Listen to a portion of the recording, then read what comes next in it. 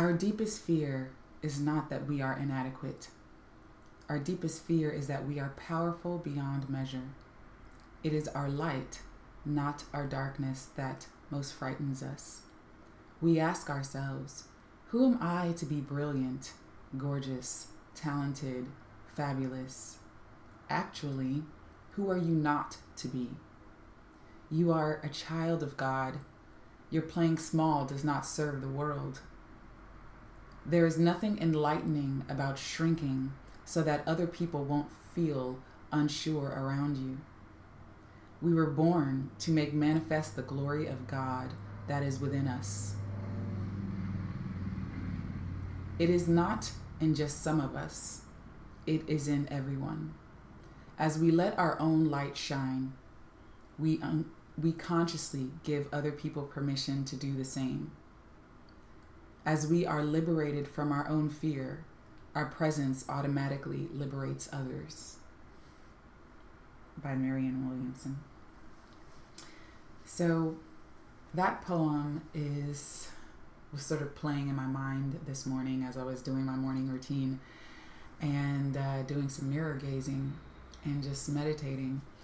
And a huge part of that, one of the things, I was talking to a fellow spiritual seeker earlier this week, and one of the things that was very apparent to me was how often, many times, we shrink our light, or we feel almost as though we don't have permission to be the main characters in our own lives. There's almost this like dimmer switch within us that teaches us or shares with us that if we get too bright or if we become too powerful, then something bad will happen, right? And so a lot of times we dim our light. We don't speak our minds. We don't speak our truths. We don't share our gifts with the world. We don't share our insights and stuff like that with others that we feel called to do. And one of the things that my higher self was just sort of sharing with me is that this dimmer switch we need to eliminate it. Not in the sense that we have no filter or we have no couth or we have no tact in the way that we lead our lives, but if we can trust that this power that is within us is there for a reason, is actually our true selves, is actually who we are meant to be, then we can trust that the flow, and as it flows, will flow in tandem with just the nature, right? That we are natural beings, we are infinite beings, but we don't have to fear that something will go wrong, especially when our hearts and our intentions are in the right place, right? And so a lot of times, people will not only dim their light and dim their switch. And what I mean by that is a lot of times people have, how that shows up in real life is we'll have self-depreciating and self-deprecating behaviors. Depreciation is when something diminishes in value, especially due to wear or tear, right? And deprecating is when you are sort of berating yourself or looking down on yourself in a way that isn't copacetic, that isn't harmonious with how your divine true soul self sees you, And so a lot of times we have these self-deprecating behaviors, or we talk shit to ourselves, or our inner voices isn't really one of love, self-compassion, and joy. And there is a lot of fear that arises, fear of being visible, fear of being seen, fear of being judged, and all these other things, fear of being successful, right? And I think the huge one that a lot of people have, especially I notice with light workers, because I've been working a lot more with light workers in my tarot journey, giving more readings, is that a lot of light workers struggle with being visible, right? With sharing their light, with being powerful or being seen as authoritative or being seen as someone who holds knowledge, whether male or female or other. I've noticed that a lot of times there is this fear that if I am visible, then who am I to be visible? And I struggle with this myself. So, like attracts like, but, as a performer and stuff like that, as someone who's performed my entire life, majority of the time. This comes in waves for me because I can get on stage and I can perform, sing in front of a bunch of people and have no issue with it. I can talk on stage and not have any issue with talking in front of a bunch of people, as long as I'm being myself and not having this sort of inner battle that, oh, I have to be perfect. Once I let go of this idea that I have to be perfect, then I can do it with no problem. But the fear still arises, right? I'm aware of it, right? But one of the things I just noticed with other light workers and people who are here to do work on the planet in a spiritual manner to bring about, more divine consciousness on this planet, is that there's this innate fear of being visible. There's this innate fear of stepping into your power, of owning your brilliance, of owning who you are, of owning your body, of owning where you are. Even if, let's say, you want to change something about your body, or you want to change something about your intellect, those things can always be changed. Those always are malleable, right? But, a lot of times we let our fears, a lot of times it's fear of success, because we've gotten so programmed into being a certain way. Dr. Joe Dispenza calls this, the personality. So our personality becomes these traits and these behaviors and these mindsets that now are outwardly projected into the world, in a way that prevents us from being who we truly are. And we don't realize that our personalities are always malleable. If you are someone who is hooked on drugs and you have a self-deprecating or self-loathing character, or you talk shit to yourself and you say you're not worth shit, or you're so stupid, or you talk bad things to yourself in your mind, right? You'll never accomplish anything. And maybe you grew up with abusive, guardians or whatever like that, and that becomes your personality. Your personality is malleable. You can change, right? Let's say you're more introverted, or you let's say like you're more shy, or you keep to yourself a lot, and you're like, oh yeah, I don't really like to talk to a lot of people. You can train yourself to become more outgoing. Not necessarily saying that you'll still replenish your energy from other sources. If you're introverted, that's more of an energy thing. But like you can become more outgoing. You can become more of a people person, a person who talks to a lot of people, who can hold conversations with a lot of people. I know this because I've done this. One of the things I used to struggle with a lot is when I was little, I used to complain to my mom a lot. Growing up as a child, as an adolescent, I'm struggling with making friends. I don't know why it's so hard for me to make friends. And it wasn't necessarily because I was a bad person or anything, because I was so introverted. And so if I had to think about it back to back, I was sort of internally very judgmental in a lot of ways, because I used to think a lot of people just weren't very wise or smart. And I'd just be looking at little kids like, why do y'all do dumb things? But I think that internal process also prevented me from just being open-minded and being open to relationships in a lot of ways, And so as I've gotten older, I've really shifted the way that I am with people. My close-knit circle of people is still very few, because that's just how I prefer it to be, because I am multipassionate, and so a lot of my time and energy usually goes into my passions, and then I have a balance with my friends. But in general, like just meeting and speaking to people, I can talk to pretty much anyone without any fear, right? And I wasn't always like that. I was very judgmental growing up. I was very keep to myself, don't want to talk to nobody, and leave me alone. And even though that is still going on a little bit to some degree, in the sense that I like my energy to myself in terms of day-to-day experiencing of human interactions, in a general level, I completely shifted my personality from who I was as a little girl who was struggling to make friends, who couldn't, who felt lonely and insecure, and, didn't like myself or didn't like my body. I didn't like my height. I'm very tall. I'm 6'2", and I was always towering over people, and I was always scared and insecure. And now I don't have those problems, And so it's interesting how I bring all that up to say, it's interesting how a lot of times we are programmed to believe that who we are, by the time we get to be 18 to 25, that's who we're going to be for the rest of our lives. But you don't recognize that you can change your personality. You can change some of the traits that you do not appreciate, that isn't serving you.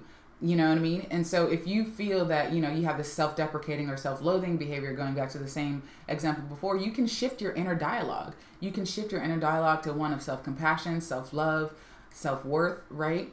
You can start to feel worthy by practicing that. If you've practiced not being worthy, not feeling enough, you can start to practice the opposite. It's just a different behavior, right? Until that becomes your new modus operandi. And that's what I help my clients with. So definitely check me out at divineearthschool.com/call to book your complimentary call in terms of creating the life you want, right? But in general, a lot of times we just don't realize that this power that we have within us is waiting for us to get out of our own conditioning, you know? And a lot of times if you have developed a mood or you developed a reaction and a pattern, then that becomes a part of your personality, and these neural networks and pathways in your mind are sort of etched in stone.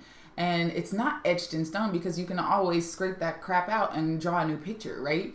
And so I just want to encourage you in knowing that you are not here to cower. You're supposed to be the main character of your life. One of the things I've noticed too a lot, and just bringing this up, in a lot of Hollywood movies in general, especially people of the Black diaspora, melanated diaspora, a lot of times we are shown as the secondary character in a lot of movies, juxtaposed to people of the palm-colored persuasion. And so that's a whole nother programming that I think, people of the Black diaspora should also be aware of. So, in general, there's this programming that, women or people of the Black diaspora should not be the main characters because we live in this sort of Eurocentric, male-dominated society, right? And so that's sort of playing out as well. And so if you are struggling with being the main character in your own life or feeling like you are enough or feeling worthy, I want you to ask yourself, what are the contributing factors that is making me feel this way? What are the contributing factors that is making me feel that I don't have permission to achieve my dreams, to create the life that I want, to do what brings me joy, right? Why do I not feel that I have permission to do what lights me up, to do the things that I feel called to do, right? Why do I feel like I don't deserve to live the life that I desire? Why am I, and another question you can ask that, what am I addicted to, right? And this takes a lot of self-introspection, because a lot of times we can't see what we're addicted to because it's so much of a part of our pattern, especially you've been living this pattern for 30, 40, 50 years, right? 60 years, right? And so a lot of times we don't realize that we can get stuck in a pattern of just ho-humming it out, right? Where you're, you wake up, you go to work, you do this, you have this sort of lackluster relationship with your partner, or, you just sort of numb out on wine and television, or you are struggling with, eating disorders, or you're struggling with overeating, or you're struggling with numbing out in various different ways that we do that, right? And so when we don't look at these patterns and behaviors, like, of what am I addicted to, and it doesn't necessarily mean that like drugs are the only addiction. Drugs is one pathway of addiction, but people can be addicted to their phones. They could be addicted to television. They could be addicted to, all sorts of behaviors that isn't necessarily healthy for us, right? Social media, all kinds of stuff, right? And so a lot of times when we're not looking at these patterns, because a lot of times when we're addicted to these things, we're looking for an escape route for our lives, and we're not either willing or ready to dive into the deeper work to release these patterns so that we can let our light shine, right? And so when you have these conditioned patterns that are going on in your life, and it's preventing you from doing the work you actually feel called to do, right? Like, just for example, some of the spiritual light workers I've been dealing with just this past week, they feel called to do more spiritual work, right? Whether that's energy healing or Reiki or tarot or, fill in the blank, breath work and stuff like that. But there's this inward blocks that they've struggled with, right? Of being wrong or being seen as a phony, and their hearts are in the right place, right? For example. But when you haven't done this inner work of who am I to be brilliant, or who am I to be worthy, or who am I to be, let my light shine, that's going to cripple you from doing what you feel called to do. And a lot of times, being powerful and stepping into your divinity, into your power isn't about ego. It's not an ego thing. It's actually egoless when you allow the power that is within you to flow. When you become a vessel for the divine that is within you to flow through you, you are just activating so many other people to do the same, right? And it's not a competition, right? Another thing in this sort of dog eat dog world, Eurocentric point of view, is this whole idea of competition. There's not competition in this light. It's actually communion, it's community, it's everyone operating in their divinity in a synchronistic way, right? Where there's synergy that's happening. And when we let go of these sort of westernized viewpoints and westernized conditioning, we can recognize that there can be harmony and unity and synchronicity and synergy that can happen when each of us step into our power, right? We can lean on one another in areas that we are quote unquote weak in, and we can, stand firm and help others in areas that we are strong in, but it takes a level of willingness, inner fortitude and power to say, God damn it, I deserve to be divine. I deserve to be embodied in this lifetime. I deserve to have my dreams be fulfilled. I deserve to have loving, healthy relationships. I deserve to shine my light in whatever way we just see that being played out, And so this message is really just an encouraging message, a soul nugget for you. What ways are you not letting your light shine? I really invite you to contemplate that question this week. What ways are you cowering or not showing up for yourself in the most authentic way that you can be, right? Because the more that you recognize that you aren't doing this, the more that you can start to do it and shift your behavior, shift your thought processes, shift the way that you speak to yourself, your inner dialogue, and shift the way that you show up in the world, and be the divine infinite being that you came to be in this lifetime, and no longer be scared of who your soul has called you to be, And so I hope that these prompts and these questions and these journaling inquiries will help you to step more powerfully into your divinity and really start to peel back the layers of the things that are preventing you from being the powerful infinite being that you are. And if you are desiring more help or coaching around this, or desiring to just go through a process that helps you really embody and uncover your divinity, embody your divinity, and be the version of you that is destined for more and actualizes more in your life, then definitely book a call with me at divineearthschool.com/call to see how we can work together. And on this call, together we'll uncover what's blocking you, what's your specific blocks, what are the things that are no longer serving you, and what are the steps to help you unblock those, right? And what are the things that you can start doing? And we'll map out a game plan to help you see what works for you. And if that resonates, then then I'll invite you to work with me if it resonates. And if it doesn't, then hopefully that will definitely be the best 45 to 50 minutes of your life to just even be able to uncover what's blocking you and holding you back from being the divine infinite being that you're here to be in your lifetime. So definitely visit me at divineearthschool.com/call to book your complimentary call. And as always, flow with what feels good and let go of what doesn't, because you are divine. You are a divine infinite being, and your soul knows exactly what you've come to explore and experience while on this planet. So remember, what you conceive is what you'll receive. What you expect is what you'll get. And however you feel is what will become real for you. So vibrate higher, and I will chat with you guys next time. Peace, love, and light.